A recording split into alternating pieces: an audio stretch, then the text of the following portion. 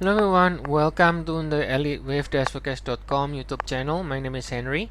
Today is Friday, September 20th, 2019. The time is 3:30 a.m. GMT.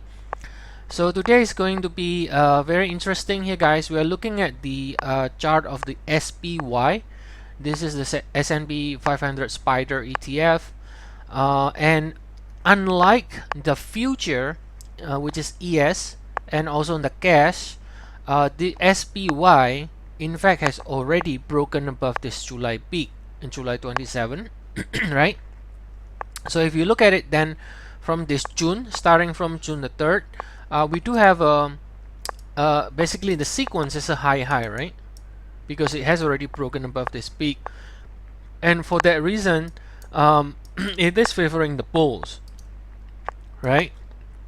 It is favoring the bulls, and let me see here. Okay, so at least in terms of the shorter cycle kind of target, right?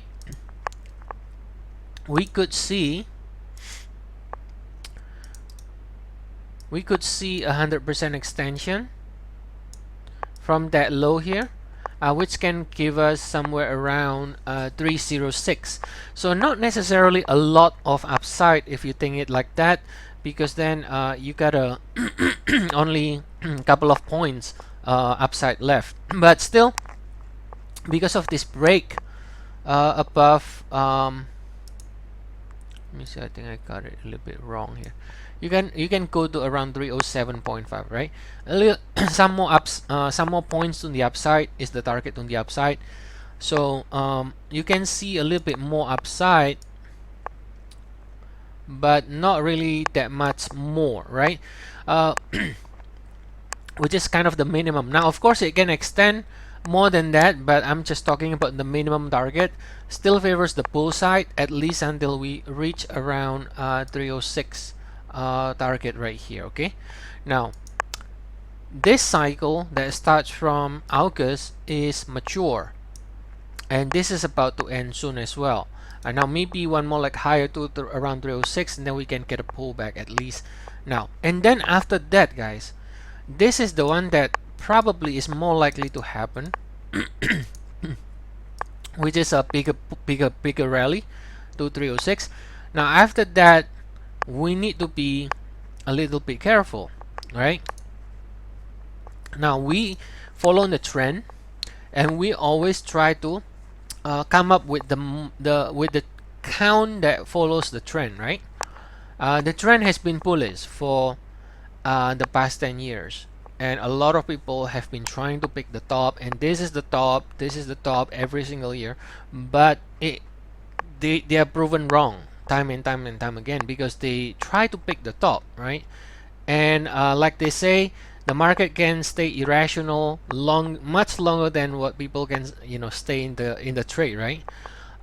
So same thing here. We've been 10 years cycle. I know it's been overdue. Some people say it's the longest economic expansion, and there's always a lot of reasons to say that, okay, this is it, this is the top. But we continue to make new high regardless.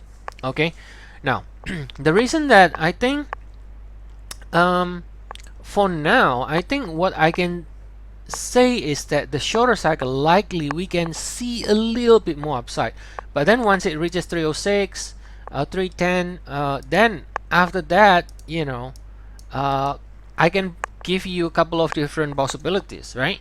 Now, one possibility is this bullish view that we got 1 2 1 2 1 2, and then we can just gonna explode in the wave 3 of 3 if that's the case. But that's aggressive view, right? Aggressive view with the trend. Now if you take a look at the weekly, and I'm trying to give you another picture here. This is the weekly chart of the SPY or ES or S&P, same thing. You can try to throw some sort of like a trend line and forming what looks like a wedge at the top, right? Looks like a wedge, and with divergence here as well. In the weekly momentum, we got a divergence. Doesn't mean we cannot extend. We can extend, but we are pretty close to hit this trend line here. Maybe 306, 310 is going to hit that trend line. And the reaction lower, on the reaction from there, is going to be extremely interesting, right? Are we going to be rejected again, just like this, just like this? That's pretty sizable rejection in each time, right? So are we going to be doing something like that again? Or maybe is this really terminal wedge in which, you know, we break down and then we can, you know, break hard to the downside, which is all possible. But that's like picking the top, which is really not a good idea. Most of the time, it's not a good idea. And if this is in our account, we take the more aggressive view that this is, you know, this is some sort of wave 4 here, right? This is a wave 4. So let's go back here. So you can say this is a wave 1, which is the .com bubble, and then you got an expanded flat. This is a wave 2, and this is the financial crash, right? Lehman Brothers, and this is the money printing 3, and that pullback to the 2019. Okay, here can be labeled as a wave 4. Right, or maybe this is still part of this. It can also still be part of this. You know, like so we are ending only with 3, but I think, okay, assuming this is wave 4, right? So now we are in the wave 5. We are in the wave 5, and we got 1 2 1. If you want to be bullish, you call it 1 2 1 2, and then now you got a 3 of 3, like this, something like this, right? So you got 1 2 and then 3 4 5. So that will be in the bullish view with the trend, which is bullish. But another possibility is going to be, you can have ending diagonal here, right? 1 2 3 4 5, and we do make a new high. Yes, we can make a new high to 306 310 here, hit this line again, maybe even break above it a little bit, and then we're gonna have to see what the reaction is. If the reaction is very strong, we got two choices. We can also do something like this.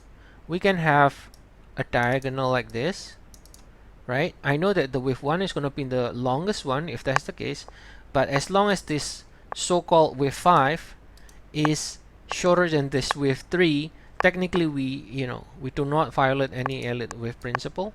All right, so if we can have a marginal high, all right, and then instead of just correcting this one, instead of just correcting August low and go higher like this, so 1 2 1 2 1 2, instead of that, we can in fact also alternate ending this entire rally from last year, right, as a diagonal.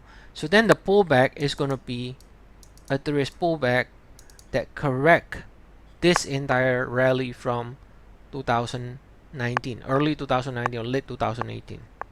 So that's another possibility. So instead of 1 2 1 2, we will be looking for a bigger pullback to correct the 2019 rally.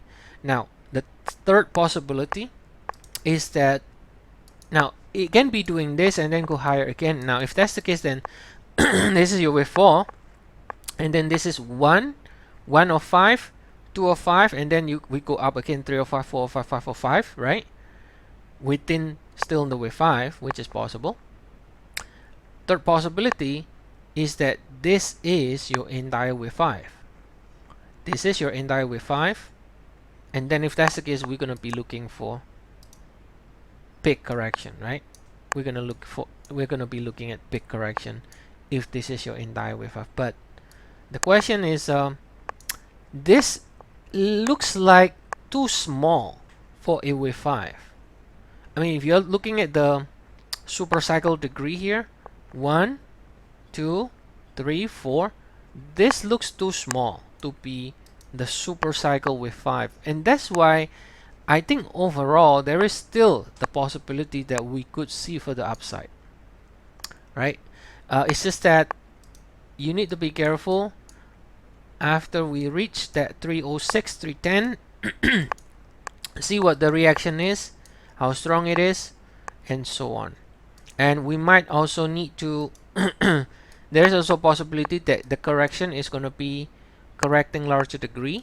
So instead of just correcting the AUKUS cycle later on, there is pullback to correct AUKUS. There is also a possibility we will correct this entire rally from 2019, which is kind of like a bigger correction if that happens, right? Before the next leg higher again. Alright, so hope you enjoyed this video, but again, I think if just focusing on the shorter cycle, then there could be a little bit more upside due to the fact that it broke above this July peak and still not yet reaching the ideal 100% target around 306 to the upside. If you like this video, you can like and subscribe. Also, try our service. We have 14 days free trial. The link is provided in the description of the video at the YouTube channel. Okay, so thanks everyone, and see you all again next week. Have a nice day.